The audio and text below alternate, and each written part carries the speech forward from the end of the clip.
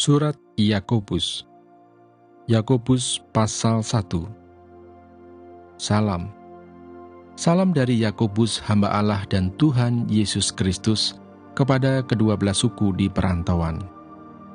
Iman dan hikmat.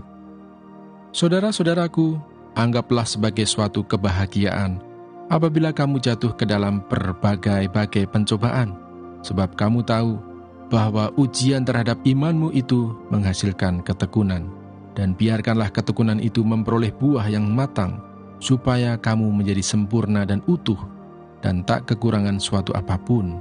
Tetapi apabila di antara kamu ada yang kekurangan hikmat, hendaklah ia memintakannya kepada Allah, yang memberikan kepada semua orang dengan murah hati dan dengan tidak membangkit-bangkit, maka hal itu akan diberikan kepadanya. Hendaklah ia memintanya dalam iman dan sama sekali jangan bimbang. Sebab orang yang bimbang sama dengan gelombang laut yang diombang-ambingkan kian kemari oleh angin. Orang yang demikian janganlah mengira bahwa ia akan menerima sesuatu dari Tuhan. Sebab orang yang mendua hati tidak akan tenang dalam hidupnya. Keadaan rendah dan keadaan kaya. Baiklah saudara yang berada dalam keadaan yang rendah bermegah karena kedudukannya yang tinggi, dan orang kaya karena kedudukannya yang rendah, sebab ia akan lenyap seperti bunga rumput, karena matahari terbit dengan panasnya yang terik dan melayukan rumput itu, sehingga gugurlah bunganya dan hilanglah semaraknya. Demikian jugalah halnya dengan orang kaya, di tengah-tengah segala usahanya, ia akan lenyap. Pengujian dan pencobaan. Berbahagialah orang yang bertahan dalam pencobaan, sebab apabila ia sudah tahan uji, ia akan menerima mahkota kehidupan yang dijanjikan Allah kepada barang siapa yang mengasihi dia.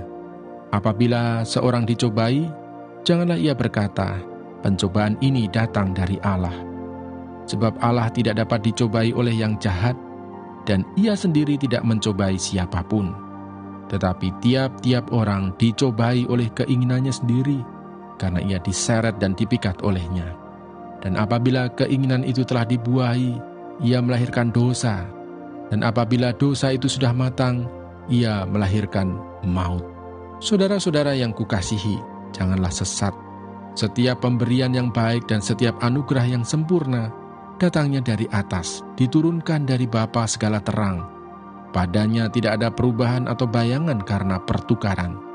Atas kehendaknya sendiri, ia telah menjadikan kita oleh firman kebenaran, supaya kita pada tingkat yang tertentu menjadi anak sulung di antara semua ciptaannya. Pendengar atau pelaku firman.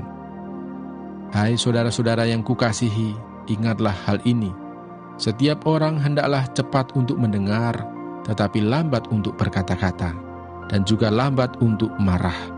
Sebab amarah manusia tidak mengerjakan kebenaran di hadapan Allah. Sebab itu buanglah segala sesuatu yang kotor dan kejahatan yang begitu banyak itu, dan terimalah dengan lemah lembut firman yang tertanam di dalam hatimu, yang berkuasa menyelamatkan jiwamu. Tetapi hendaklah kamu menjadi pelaku firman, dan bukan hanya pendengar saja. Sebab jika tidak demikian, kamu menipu diri sendiri.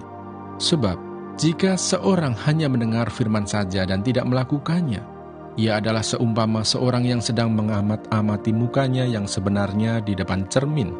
Baru saja ia memandang dirinya, ia sudah pergi atau ia segera lupa bagaimana rupanya. Tetapi barang siapa meneliti hukum yang sempurna, yaitu hukum yang memerdekakan orang, dan ia bertekun di dalamnya, jadi bukan hanya mendengar untuk melupakannya, tetapi sungguh-sungguh melakukannya, ia akan berbahagia oleh perbuatannya. Jikalau ada seorang menganggap dirinya beribadah, tetapi tidak mengekang lidahnya, ia menipu dirinya sendiri, maka sia-sialah ibadahnya. Ibadah yang murni dan yang tak bercacat di hadapan Allah, Bapa kita, ialah mengunjungi yatim piatu dan janda-janda dalam kesusahan mereka, dan menjaga supaya dirinya sendiri tidak dicemarkan oleh dunia.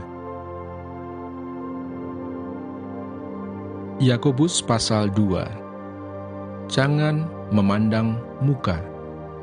Saudara-saudaraku, sebagai orang yang beriman kepada Yesus Kristus, Tuhan kita yang mulia, janganlah iman itu kamu amalkan dengan memandang muka.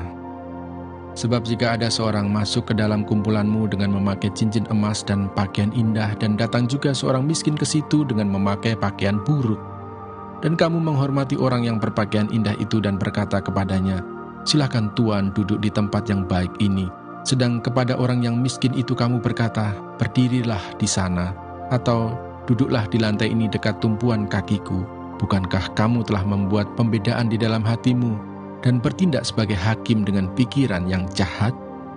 Dengarkanlah, hai saudara-saudara yang kukasihi.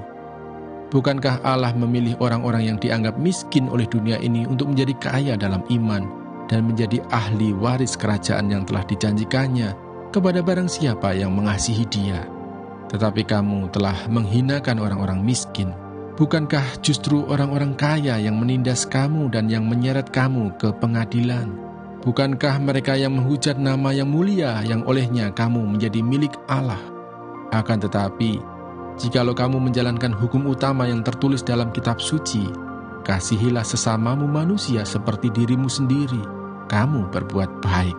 Tetapi jikalau kamu memandang muka, kamu berbuat dosa, dan oleh hukum itu menjadi nyata bahwa kamu melakukan pelanggaran.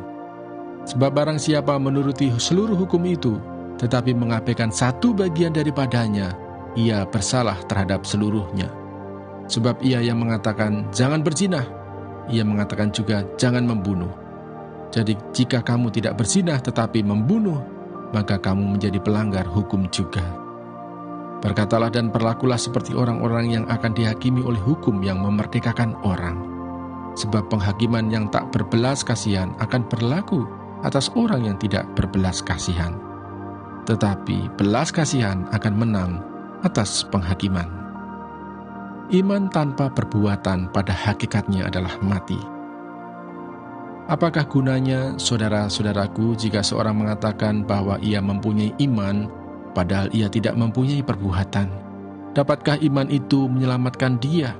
Jika seorang saudara atau saudari tidak mempunyai pakaian dan kekurangan makanan sehari-hari, dan seorang dari antara kamu berkata, "Selamat jalan, kenakanlah kain panas dan makanlah sampai kenyang," tetapi ia tidak memberikan kepadanya apa yang perlu bagi tubuhnya, apakah gunanya itu?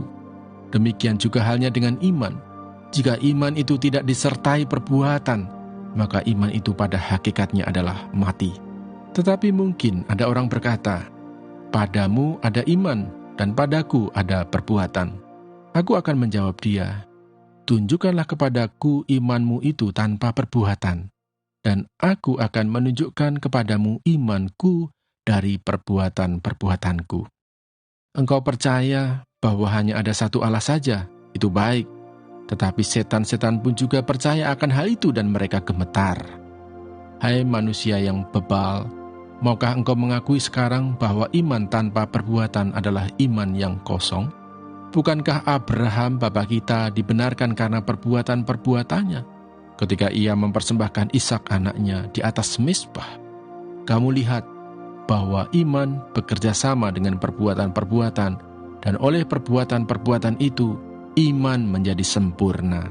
Dengan jalan demikian genaplah nas yang mengatakan, "Lalu percayalah Abraham kepada Allah, maka Allah memperhitungkan hal itu kepadanya sebagai kebenaran." Karena itu Abraham disebut sahabat Allah. Jadi kamu lihat bahwa manusia dibenarkan karena perbuatan-perbuatannya, dan bukan hanya karena iman.